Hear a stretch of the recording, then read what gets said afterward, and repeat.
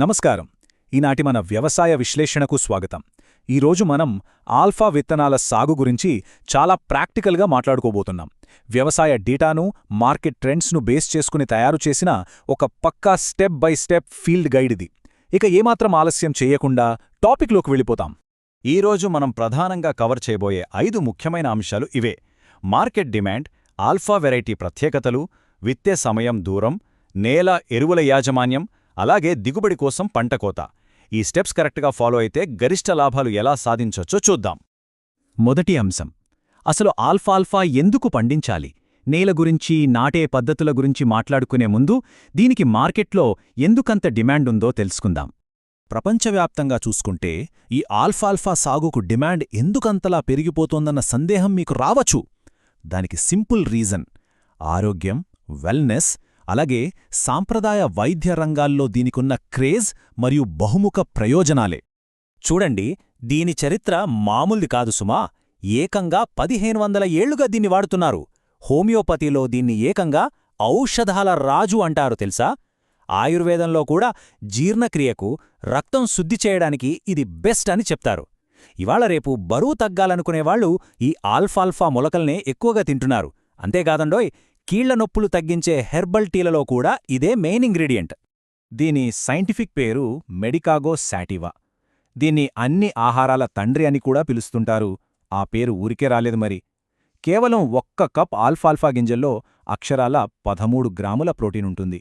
ఇవి కాకుండా B complex విటమిన్లు, ఫోలేట్, ఐరన్ లాంటివి పుష్కలంగా ఉంటాయి. గ్లైసిమిక్ ఇండెక్స్ కూడా తక్కువే కాబట్టి ఇది నిజంగా ఒక అద్భుతమైన ఆరోగ్య నిధి అని చెప్పొచ్చు. సరే, మార్కెట్ డిమాండ్ చూశాం. ఇప్పుడు రెండో అంశం: ఇంతటి భారీ డిమాండ్ను తట్టుకోవడానికి సాగుదారులకు ఒక బెస్ట్ విత్తనం కావాలి. అసలు ఈ ఆల్ఫా వెరైటీ ఏంటి, ఈ ప్రాడక్ట్ ఏంటో చూద్దాం. ఈ ఆల్ఫా అనేది పప్పు దినుసుల జాతికి చెందిన ఒక ప్రత్యేకమైన పంట. వ్యవసాయంలో ఉత్పత్తిని పెంచడానికి, గరిష్ట లాభాలివ్వటానికి ప్రత్యేకంగా డెవలప్ చేసిన ప్రీమియం వార్షిక ఉష్ణమండల లూసెర్న్ పశుగ్రాస రకమిది. ఇందులో ఉన్న బెనిఫిట్స్ తెలిస్తే ఖచ్చితంగా ఆశ్చర్యపోతారు. ఫస్ట్ ఆఫ్ ఆల్, ఇది వేరుకుళ్ళు వ్యాధిని చాలా స్ట్రాంగ్గా తట్టుకుంటుంది. ఇందులో ఎండోఫైట్స్ అనేవి అస్సలుండవు. ఇంకో బెస్ట్ పార్ట్ ఏంటంటే, బాగా చల్లగా ఉండే ప్రాంతాల్లో కూడా ఇది ఎలాంటి ప్రాబ్లం లేకుండా చక్కగా పెరుగుతుంది. కోత కోసిన ప్రతిసారి అత్యధిక ప్రోటీన్ కంటెంట్నివ్వడం దీని స్పెషాలిటీ. ఇక మన మూడో అంశం, ప్రాక్టికల్గా ఫీల్డ్లో దీన్ని ఎలా అమలు చేయాలి అంటే సరైన విత్తే సమయం, దూరం ఎలా ఉండాలో తెలుసుకుందాం. ఇది చాలా ఇంపార్టెంట్ అండి. మనం విత్తనాలు ఎప్పుడు పడితే అప్పుడు నాటేస్తే కుదరదు కదా. ఈ ఆల్ఫా విత్తనాలను చల్లడానికి అత్యంత అనువైన సమయం శీతాకాలం, అంటే మన రబీ సీజన్ అన్నమాట. ఇక్కడ మనం గుర్తుపెట్టుకోవాల్సిన అత్యంత కీలకమైన టెక్నికల్ పాయింట్: మొక్కల మధ్య దూరం. ఖచ్చితంగా 45x25 సెంటీమీటర్ల గ్యాప్ మెయింటైన్ చేయాల్సిందే. ఏమాత్రం తేడా వచ్చినా ఎదుగుదల దెబ్బతింటుంది. ఈ సరైన గ్యాప్ ఉంటేనే వేర్లు బలంగా లోపలికి వెళ్లి పంట చాలా ఆరోగ్యంగా పెరుగుతుంది. మరి ఎకరాకు ఎన్ని విత్తనాలు వాడాలి?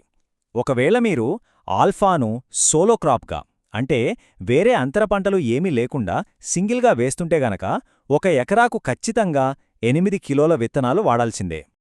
ఇక 4వ అంశం, నేల మరియు ఎరువుల నిర్వహణ. విత్తనాలు కరెక్ట్ డిస్టెన్స్లో నాటడం ఎంత ముఖ్యమో, పంటకు సరైన పోషణ ఇవ్వడం కూడా అంతే ముఖ్యం. భూమిలోంచి బెస్ట్ రిజల్ట్ రాబట్టాలంటే ఎరువుల ఫార్ములా పక్కాగా ఉండాలి. ఈ లెక్కలొకసారి గమనించండి. ఎకరాకు ఖచ్చితంగా 5000 కిలోల పశువుల ఎరువు వెయ్యాలి. దాంతోపాటే ఒక 20 కిలోల నత్రజని, 30 కిలోల భాస్వరం, అలాగే 15 కిలోల పొటాషియం కలిపి వెయ్యాలి. ఈ బ్యాలెన్స్ సరిగ్గా కుదిరితేనే పంటకు కావలసిన ఫుల్ ఎనర్జీ అందుతుంది. ఇక మన చివరి మరియు 5వ అంశం, రైతులందరూ ఎంతో ఆసక్తిగా ఎదురుచూసే పంట కోత మరియు గరిష్ట దిగుబడి. మనం ఇప్పటిదాకా మాట్లాడుకున్న ఆ విత్తే దూరం, ఆ ఎరువుల మోతాదు కరెక్ట్గా పాటిస్తే రిజల్ట్ ఎలా ఉంటుందో తెలుసా? పంట చక్కగా పెరిగి ఏకంగా వరుసగా 6 నుంచి 8 సార్లు కోతలకొస్తుంది. అంటే ఒకసారి నాటితే చాలు, మార్కెట్కు కంటిన్యూస్గా ప్రోడక్ట్ని సప్లై చేస్తూనే ఉండొచ్చు. కానీ కోత టైమింగ్లో ఒక చిన్న లాజిక్ ఉంది సుమా. వాతావరణాన్ని బట్టి కోత షెడ్యూల్ మార్చుకోవాలి. శీతాకాలమైతే ప్రతి 20 రోజులకు ఒకసారి కోత కోయాలి. అదే ఎండాకాలం వచ్చేసరికి ఆ గ్యాప్ని కాస్త పెంచి 30 రోజులకు ఒకసారి కోయాల్సుంటుంది. మనం చూస్తూనే ఉన్నాం, మార్కెట్లో హెల్త్ అండ్ వెల్నెస్ ప్రొడక్ట్స్కి ఎంతలా గిరాకీ పెరిగిపోయిందో. మరిలాంటి సమయంలో ప్రాపర్ ప్లానింగ్తో, సరైన మొక్కల దూరం, ఖచ్చితమైన ఎరువుల కొలతలు పాటిస్తూ పక్కాగా వ్యవసాయం చేస్తే ఆల్ఫా విత్తనాల సాగు అనేది అద్భుతమైన లాభాలనిస్తుందనడంలో ఎలాంటి సందేహం లేదు. ఏమంటారు? అన్ని ఆహారాల తండ్రిగా పేరొందిన ఈ పంటను పండించి పెరుగుతున్న ఈ డిమాండ్ను క్యాష్ చేసుకోవడానికి మన వ్యవసాయ రంగం సిద్ధంగా ఉందా? ఆలోచించండి.